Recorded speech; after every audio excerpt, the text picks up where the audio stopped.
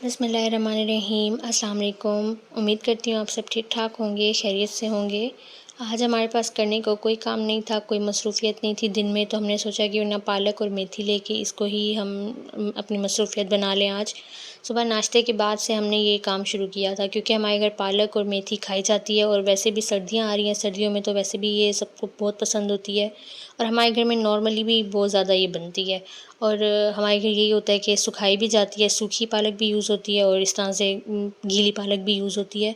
तो हम लोग बना के फ्रीज़ करके रख देते हैं। मेथी भी इस तरह से हमारे घर में काफ़ी खाई जाती है और सबको पसंद भी बहुत है।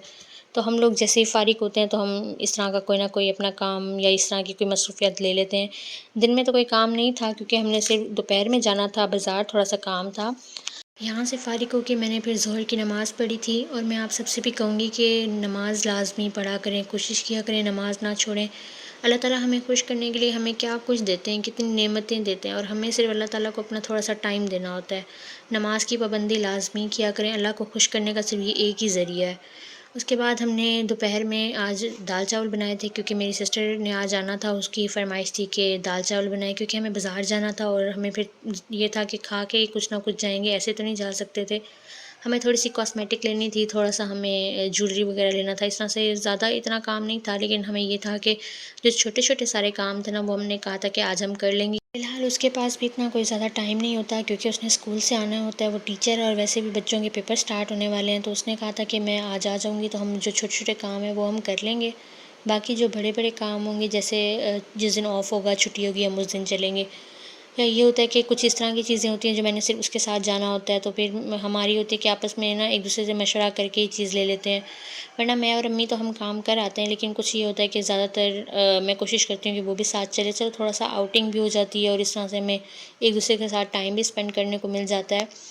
उसका घर भी हमारे घर से काफ़ी दूर है, तो रोज़-रोज़ भी वो नहीं आ सकती और वैसे भी वो स्कूल से जाती है तो काफ़ी थकी हुई होती है, तो उसकी कोशिश होती है कि हफ़्ते में एक दफ़ा ही वो भी फ़िलहाल चक्कर लगा सकती है। कोशिश तो यही है कि जब शादी करीब आएगी तो वो आके रहेगी, लेकिन अभी तो फ़िलहाल वो बच्चों की वजह से भी थोड़ा-सा परेशान है, क्योंकि पेपर स्टार्ट होने वाले हैं और शादी से 2 दिन पहले ही पेपर ख़त्म होंगे। तो इसलिए भी वो मसरूफ़ है, तो उसने कहा था कि जितना मुझे टाइम मिलेगा मैं कोशिश करूँगी कि मैं आ जाया करूँगी।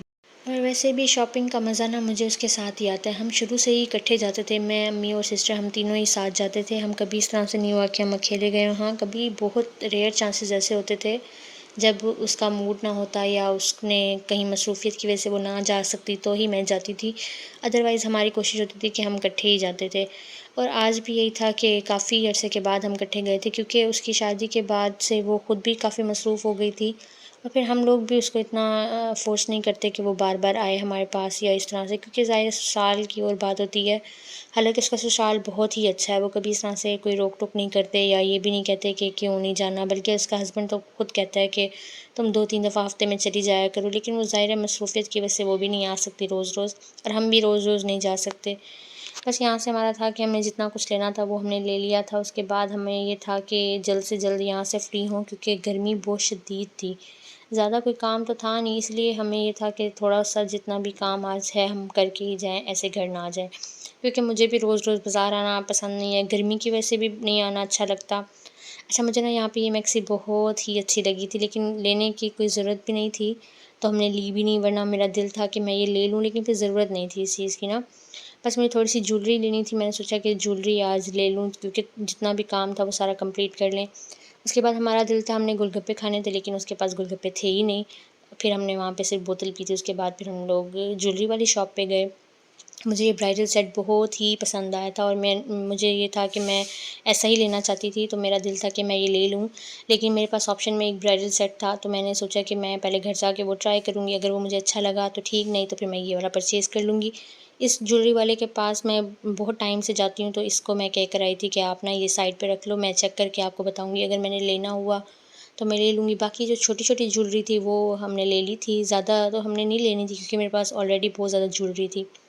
वहाँ से हम जैसे ही फ़ारिग हुए तो हमारी कोशिश थी कि हम सीधा घर जाएँ, क्योंकि रास्ते में अब और रुकने की हिम्मत भी नहीं थी, हम काफ़ी टाइम से निकले हुए थे और हम थक भी बहुत ज़्यादा गए थे। फिर ये था कि सिस्टर ने घर जाना था, फिर उसके बाद उसने अपने घर जाना था और सबसे सैडेस्ट टाइम यही होता है कि जब उसने हमारे घर से अपने घर जाना होता है, वो भी यही फ़ील करती है और मैं भी फ़ील करती हूँ, क्योंकि हम लोग इतने टाइम से साथ थे और कभी हमें दोस्तों की ज़रूरत ही नहीं पड़ी, हम आपस में ही एक दूसरे के दोस्त भी थे और अल्लाह का शुक्र है कभी हम बहनों की लड़ाई भी नहीं हुई। हम ऐसे समझते थे कि हम दोनों बहनें ऐसी हैं कि कभी हम लोग लड़ भी नहीं सकते। हमारा रिलेशन बहुत अच्छा था, हालाँकि वो मुझसे 7 साल छोटी है। लेकिन ये था कि हम लोग गुस्सा हो जाता है एक-दूसरे से इंसान, लेकिन ये था कि हमने कभी भी अपने दरमियान इस तरह की कोई बड़ी बातें नहीं आने दी। अब उसकी भी शादी हो गई है, अल्लाह का शुक्र है, वो भी अपने घर में खुश है। लेकिन ये है कि मैं उसकी कमी को बहुत ज़्यादा फ़ील करती हूँ। ज़ाहिर है इंसान जिसके साथ रहता है तो उसकी कमी को तो फ़ील करता ही है। अगर आपको मेरी वीडियो अच्छी लगी है तो काइंडली मेरे चैनल को सब्सक्राइब किया करें, ताकि आपको मेरी आने वाली मज़ीद सारी वीडियोज़ मिल सकें, इस तरह के छोटे-छोटे व्लॉग्स मिल सकें, कोई इन्फॉर्मेटिव वीडियोज़ मिल सकें, आपके लिए भी जो हेल्पफुल हों। घर आके बस हमने ये पिज़्ज़ा खाया था क्योंकि खाना बनाने की हिम्मत नहीं थी। Thank you so much. अल्लाह हाफ़िज़।